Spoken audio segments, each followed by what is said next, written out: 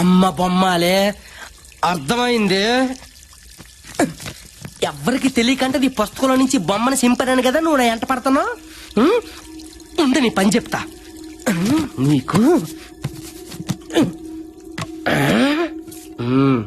3 సార్లు నన్ను పెళ్లి చేసుకుంటావా అన్నందుకే నన్ను ముప్ప తిప్పలు పెడతావు కదే.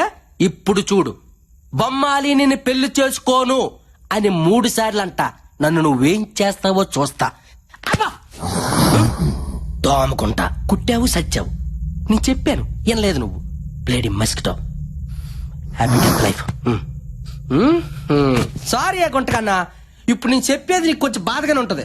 కానీ ఏం చేయమంటావు, ప్రాతాత్మతో కచేరీ పెట్టుకుంటే దయ్యం పెట్టలు పడతారట. ఏం నీకు తెలియదటే.